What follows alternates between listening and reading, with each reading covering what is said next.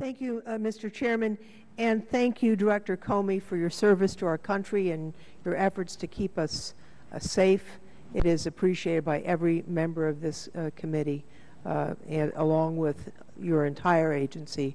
We do value your service and appreciate it. I remember in law school the phrase, bad cases make bad law. I'm sure we all heard that.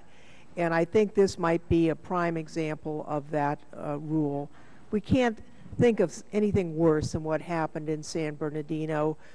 2 terrorists murdering innocent people. It's outrageous. It sickens us, and it sickens the country. But the question really has to be, what is the rule of law here? Where are we going with this? And as I was hearing your opening statement talking about a world where everything is private, it may be that the alternative is a world where nothing is private. Because once you have holes in encryption, the rule is it's not a question of if but when those holes will be exploited, and everything that you thought was protected will be revealed.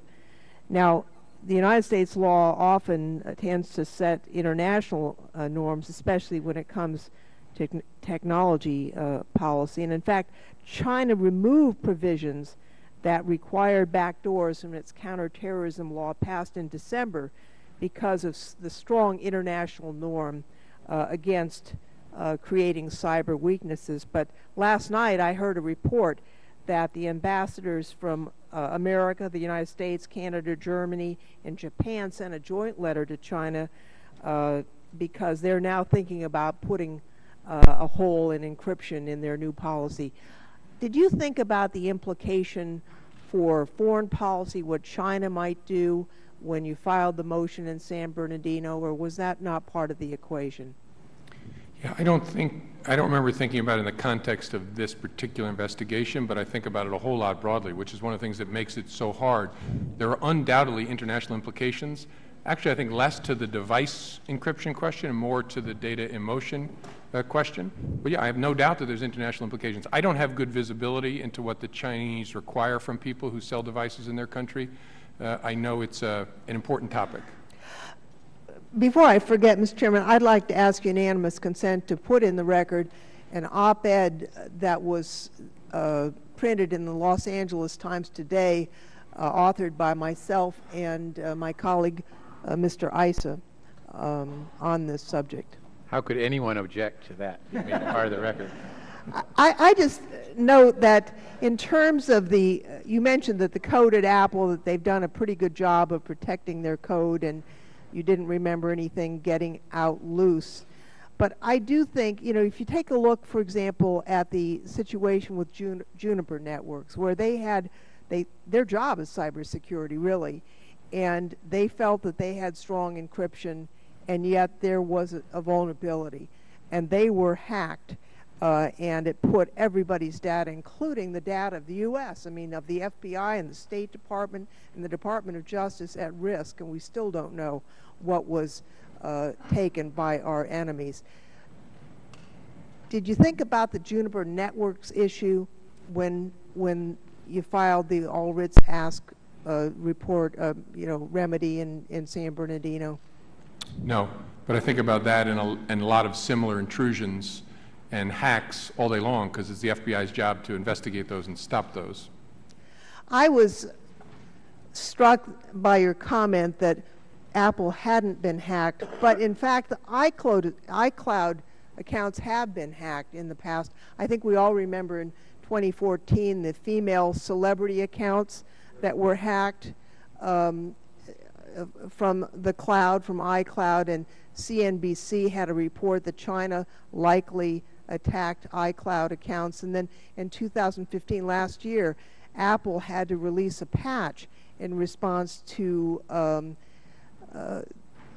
concerns that there had been brute force attacks at iCloud accounts. So I'm anticipating, we'll see, that Apple will take further steps to encrypt and protect not only its operating system that it has today, but also the protection as well as the iCloud accounts. And I'll just close with this. I have on my iPhone all kinds of messaging apps that are fully encrypted, some better than others. Some were designed in the United States. A bunch of them were designed in other countries.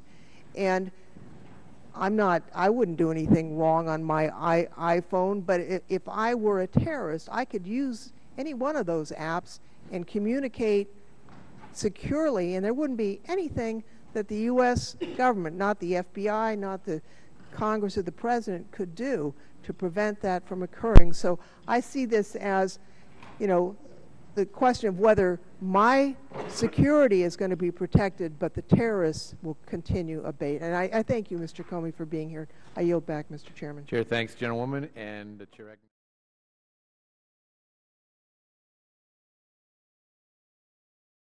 Very much. I think this hearing is very helpful, and just to get it on the record, Mr. Sewell, I mean, you're not objecting. Well, let me step back. If you have something and you are served with a warrant, you give that something up. Is that correct? That's absolutely correct. Yes. So the issue here is you don't have it, you got no way to get it, therefore you can't give it, right? That's correct. Now, if it were possible to do something that would get just this one thing without opening the door to everybody else's stuff, would you have a problem with that? Let me rephrase that, because Sure. you're in court. Sure. That would be a different issue than breaking encryption generally, wouldn't it be?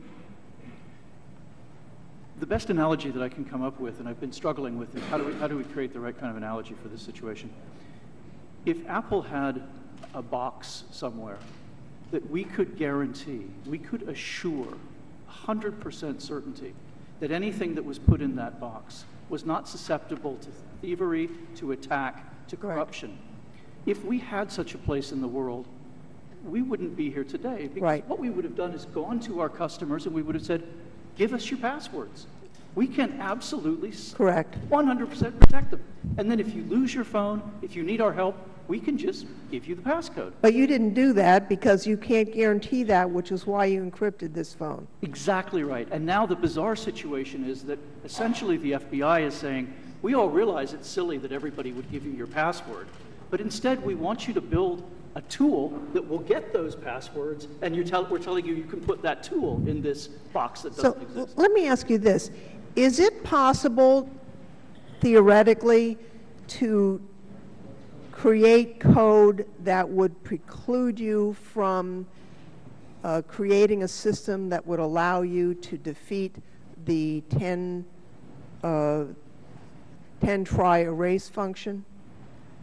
We could write a program that would suppress that protected method. So that you couldn't do what it is you're being asked to do. Right, we're being asked to do three things, but it is capable. We're capable of doing those three things. The issue is what's the consequence of doing it. Right, but the question is also, I mean, this hearing caused me to go in and turn on the 10 erase function, which I had neglected to do before the hearing. Thank you very much. But you know, as you go forward, people are insecure about what's safe. Absolutely. And you know, for example, you don't have, and I think for good reason, what's in iCloud is not encrypted. Is it possible to encrypt the data in iCloud? Yes, actually in the iOS 8 and 9 generation, we have encrypted the iCloud data. It's encrypted in a different way than it was before, and we think in a more secure way. Right, but you can still provide access to that. It is encrypted in a different way, and so... But you could change that if you wished. Yes. Now, let me ask you this, Dr. Landau. You were involved with that paper that was published, I think, last year. With the, thank you. That was an excellent paper.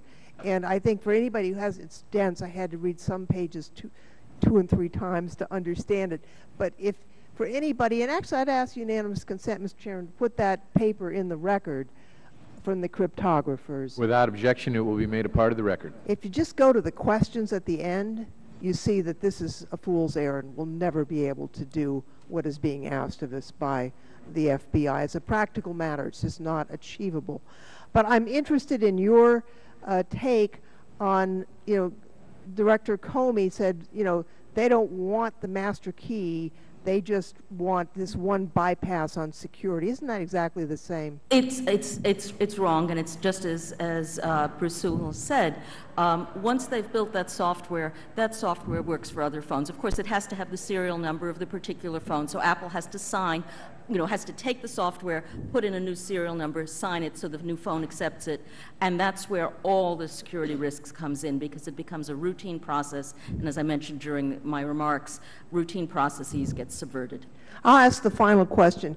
Mr. Sewell, it was asked earlier by my colleague, Mr. Richmond, about whether these other countries have better security than we do. If I take my iPhone with the current operating system to Russia or China, can they break into it? With respect to the phone itself, we believe that the encryption we provided in iOS 8 makes that effectively impossible.